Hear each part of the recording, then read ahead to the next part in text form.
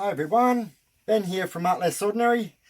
So, I have a wide canvas, a 12 by 24 canvas, and I'm going to do a pearl pour, dirty pour combination artwork.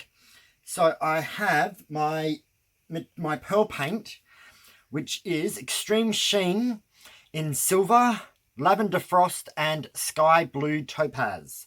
So I made all of these quite light metallics, which are going to go into a purple base, which is quite dark. But I find the pearl colour mixes with the dark colour, and you actually don't get a lot of the dark colour come through. You get it in bits and pieces, but the light colours will actually push through it. So I have these, which I'm going to put aside. The pearl paint is 10 grams Extreme Sheen and 10 grams Australian floetrol. My marte purple is, I better check my piece of paper, 77 grams paint, 144 grams, no, 154 grams floetrol, and it was about 25 grams water. A couple of extra drops fell in, so it went to 25 grams water, but it's still quite thick because it's really cold still. The days are warming up here, but the nights are still quite cold. So what we do now is we put about 1/3 of this into a cup. It's probably about 1/3. Let's just add a tiny bit more. There we go. Okay, so the base coat goes in there, and I just put that aside for the moment. Put it up there. Now, the rest of this we want to put on the canvas.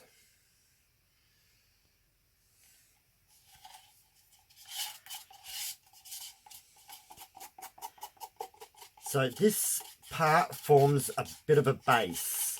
So then when we put in that other 1/3 of paint with the metallics in there, it has something to glide over. So now I just get a palette knife. You can use whatever you like to coat the canvas with. I find a palette knife easiest for me.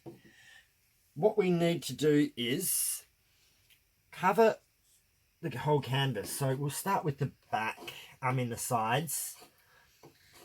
And again, this isn't something that you have to do absolutely perfect because you will be pouring over the edges.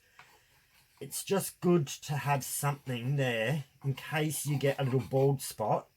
You've already got your paint on it. It's more like a bit of a backup plan, really. Because sometimes when you tilt over, especially on these long canvases, sometimes you do actually skip a tiny little bit where it doesn't go over the edge probably as smoothly as you would have preferred. So by having this here, it just makes life that little bit better.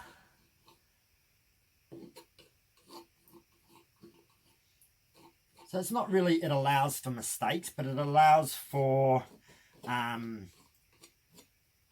just the flow of the paint if you have a little bit of trouble there.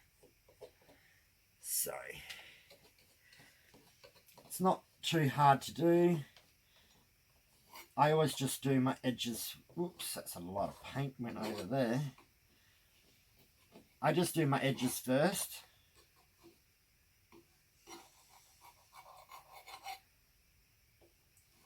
So it's been probably close to a week since I painted again. I'm really feeling it, not actually getting out here and painting every day or every second day like I used to. I'm a horticulturalist, and spring has become very busy this year.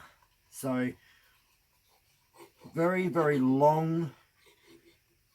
For my climate, it was a very long winter. It just was rainy and drizzly for nearly the whole 3 months, at least 2 months, where didn't get a lot of fine days. So now that the weather's gotten a little bit nicer sometimes during the day, it's been absolutely crazy.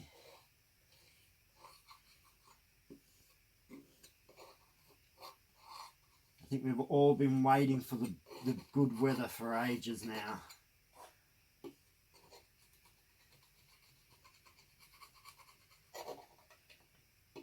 And my state isn't in lockdown, so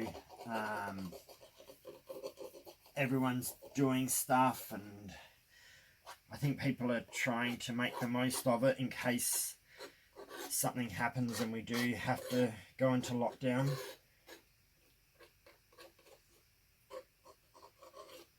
Because it's probably going to be happening at some point again. We've isolated ourselves from the rest of the country, which means we just haven't had a lot, we haven't really opened up. So when we do, I think it's going to be a little bit crazy. But you make do with life the way that it is. I just noticed it takes forever for my paints to arrive when I order them now. So now all as I'm doing is just coating the surface. So occasionally when I do this, I actually paint the sides and the edges. I paint them about an hour beforehand, let it dry, but I don't always do it. It's not 100% necessary. This purple is a transparent, or a semi-transparent, but it's not too bad. Some colours are a lot more see-through. So this one, looking a lot over the edge. This one and phthalo blue seem to be still quite dark. All right. So as you can see, I try to make it an even-ish spread over the canvas. Doesn't have to be perfect because we will be, as I said, tilting across it. All right. Clean my palette knife. Always clean my utensils as I go. Otherwise, it's harder to get the paint off later on.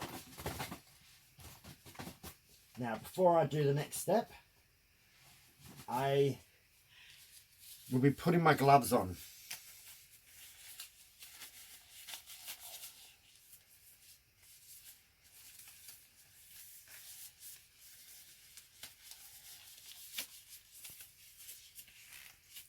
There we go. Ta-da! Now, I hope you guys can see this. So what I've got is my 1/3 of the purple. Then I will be pouring in the metallic paint. Just give it a quick stir. So I'm going to pour half of this light blue in from a height and let it smash down into the cup. Then we're going to go silver. So again, give it a good stir. And the silver, actually, instead of using 10 grams paint, I use 9 and still made, and then 11 grams floetrol because this silver's a little bit thick. Now, smash that one down.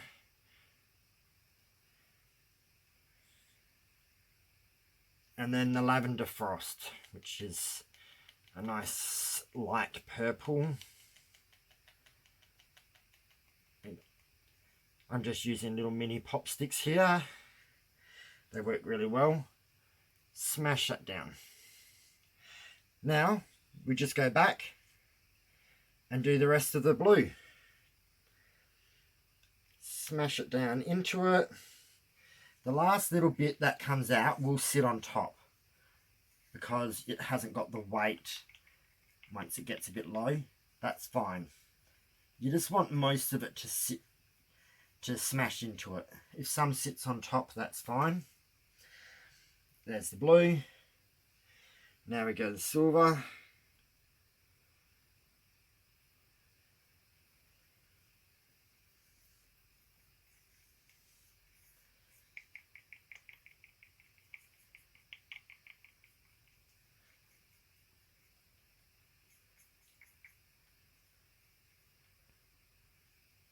Alrighty.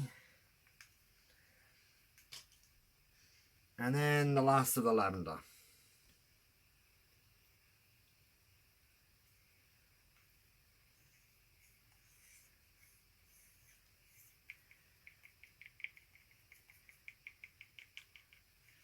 So I always just try to scrape out my cups as much as possible, just because this extreme sheen is just so beautiful.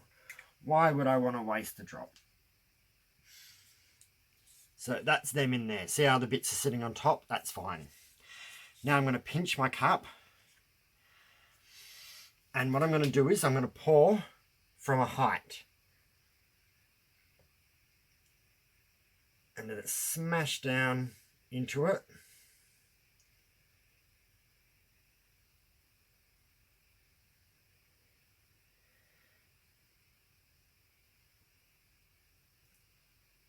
Alright, that's enough. So there we go. Now, blowtorch.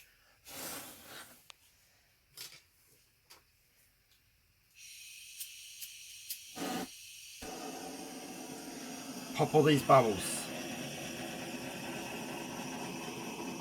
You'll get a whole bunch of bubbles in there because you did it, because the way we did it was a dirty pour.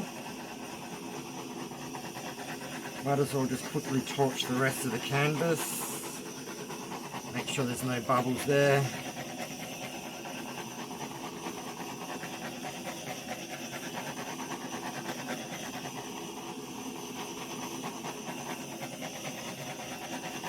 Alright, that's enough for now, but I can still see, I reckon there's going to be a lot more bubbles in there afterwards.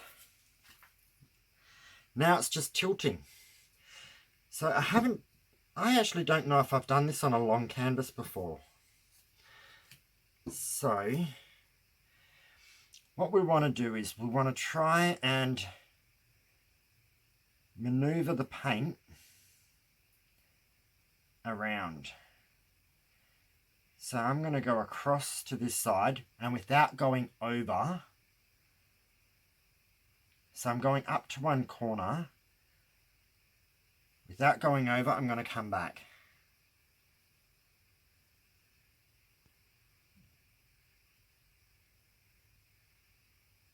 Then I'm going to come down to that corner.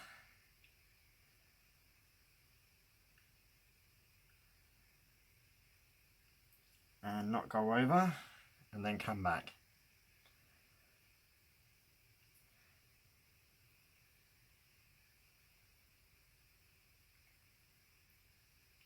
And then I'm going to go up to this other corner. So see how the paint's not really rolling over itself too much? That's because we got that base coat down. So I'm going close to that corner. It's rolling over a bit now. Come back.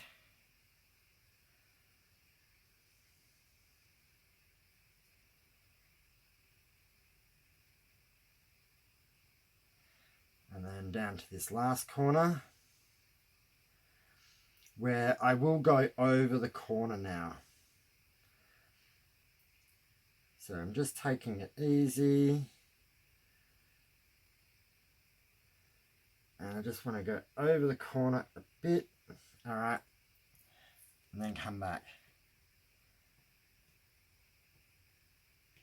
And then I'm going to go up and over that corner I just did second last. Over here.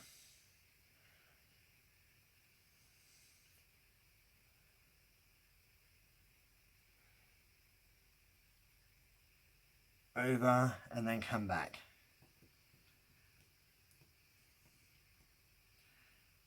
And now I'm just virtually going reverse from where I started pouring in the first place. So now I'm going to go over this corner that's closest to me, on over here where my thumb is wiggling.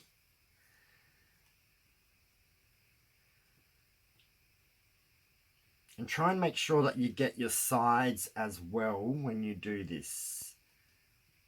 Both the side and the top and the bottom.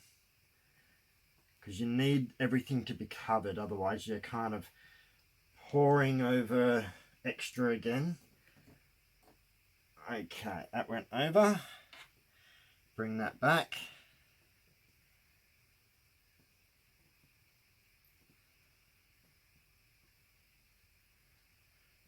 And then the last side.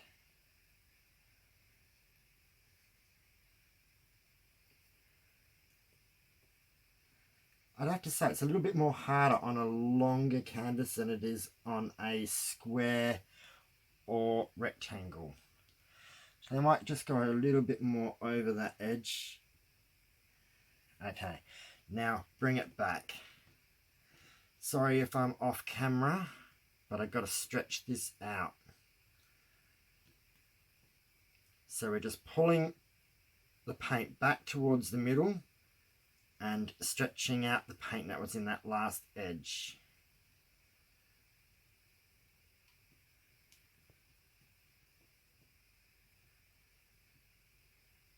Okay, now I'm going to just maneuver the paint around a little bit. I'm getting pearls come up.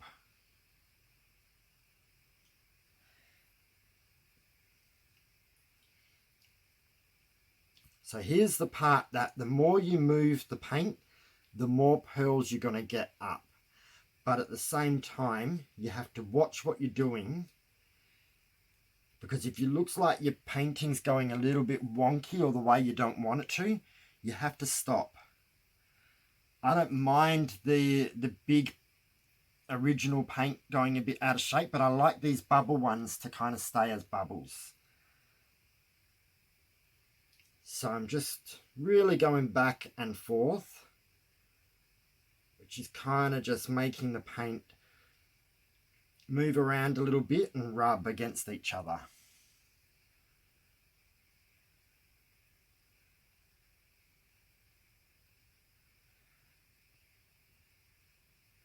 I know it might seem a little bit silly, but the more I do it, the more pearls I'm going to get up.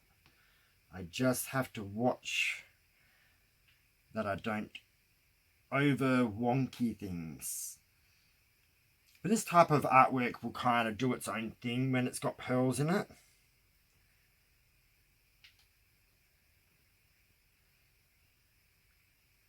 So now I'm just going up and down a little bit, tilting it one way, tilting it back.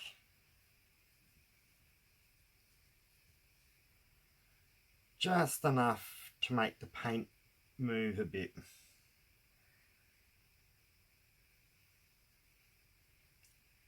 So you can see things moving around. Okay. Now,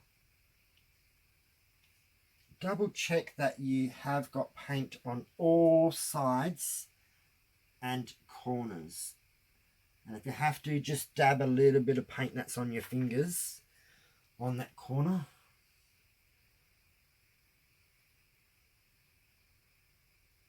There we go. Oops. Check this last side. I think I have. And make sure you don't put your hands over the canvas and drip anything. It looks like I have. Okay. So now I get my gloves off. So I've finished tilting. I have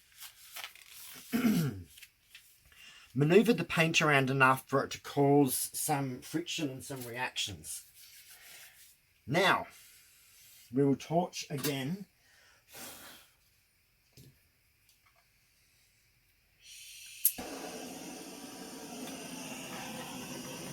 So this second torching is not something that you have to do. I just want to get rid of the rest of the bubbles. So when you do this second torching, it sometimes does react a little bit. I can show you afterwards in a second.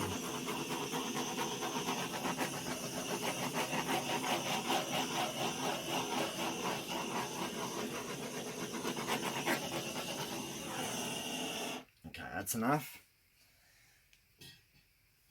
So over here I noticed that not so much elsewhere. Where the larger silver bits are, there's tiny little bubbles have popped, and it's kind of just made like little specks where the silver's gone out the way and the purple underneath has popped up. I don't mind that, but some people might not like it, so that second torching is not 100% mandatory. It's just something I do. Now, as you can see, I've got the main silver and that come up all through this bigger patch, but then all these bubble pearls all formed along here and even in here through these gaps, but they're now swelling up and they're pushing into each other, and you get this dark purple line which is from the main paint in between each of these pearls, which kind of give it like a pebble look, where you look like a river and you see different pebbles that are next to each other. I love that. That's the effect I kind of want. Now, I can see amethyst, silver, and a little bit of sky blue. I can't see much sky blue popping through. But there it has by itself, and here it has mixed with other colours. So some colours do pop up more than others, and sometimes what one colour will pop up one time won't pop up a second time. It's just kind of random what it does, but fluid art has to be a little bit random. That's the fun. So this will continue to change for a little while now. I am just going to get my palette knife and I'm going to scrape underneath on the edge to remove those drips and to stop the paint pulling more paint off. Because the more paint it pulls off, it will stretch these cells on the sides or the edges.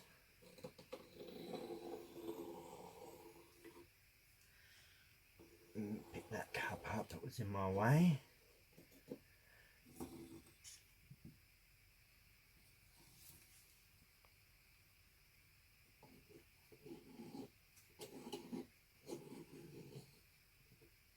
Alright, now after I've scraped, I just have a look underneath and make sure I can't see any other spots where it looks like it's dripping, and it is along the back. I didn't scrape it level enough. That's better.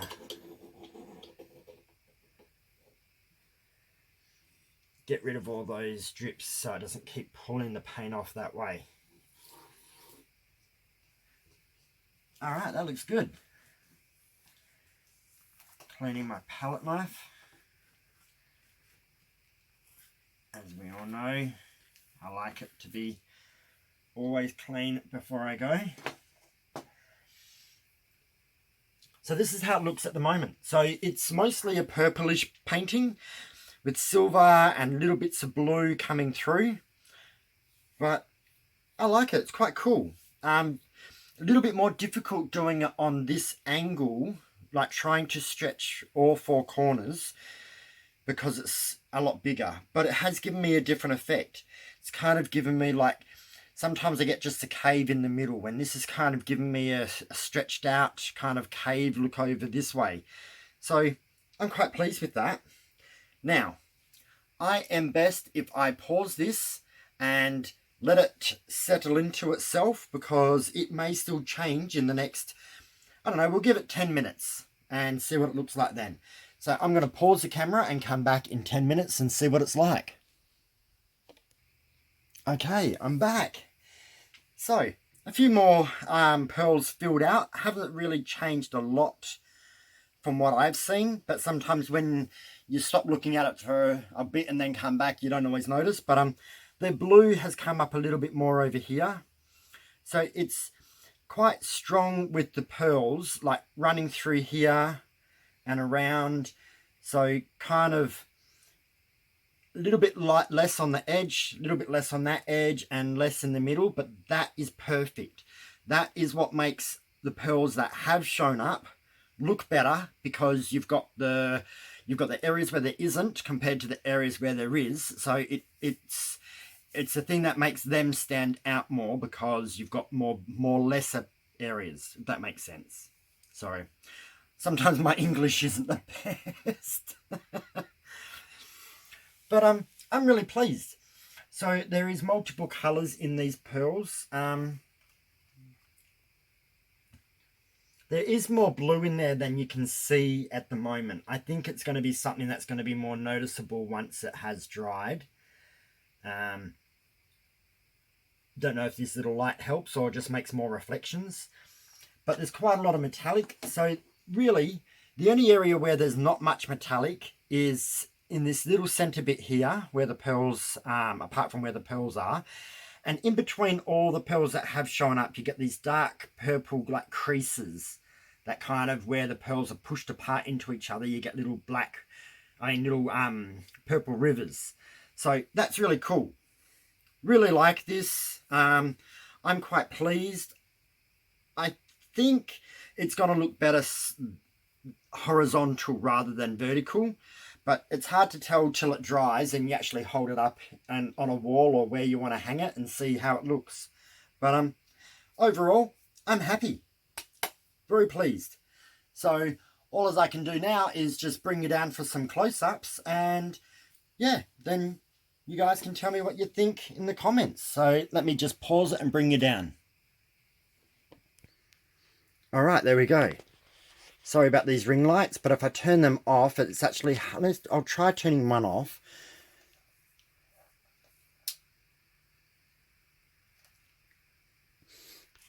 So as you can see, quite a lot of like metallic. So you've got a darker patch here, and then you've got a darker patch that kind of runs through that way there.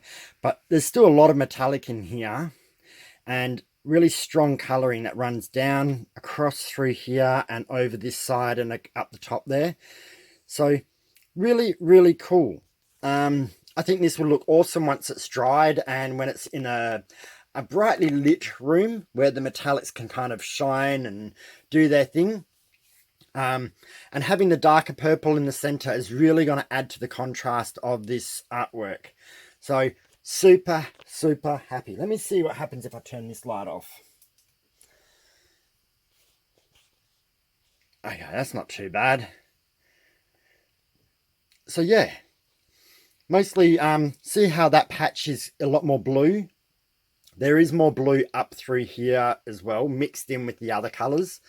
So you do get bits of all colors come through. It just depends on how strong they decide to push through by themselves, or whether they mix with the other metallics and come through that way. But yeah, super, super happy. Let's go have a bit of a close-up. Really nice. A lot of them are quite pebble shape, and that's just because I had to keep tilting it to get more reactions. But as you can see, it's given me really good reactions all the way along. There's the blue ones. They look more blue in, they're like a sky blue in real life. But overall, I'm very pleased. So let me know what you think. Tell me if you like this one, if you think it looks good on a quite a wider canvas.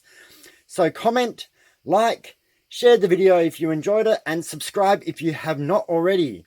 Thanks everyone for watching. I really appreciate it, and hopefully I'll get to do some more painting much sooner than I have been. So got to make some spare time to actually just chill out and paint, because I miss it. So have fun. Thanks very much, and I'll see you soon for another pour. Have a good night. Bye.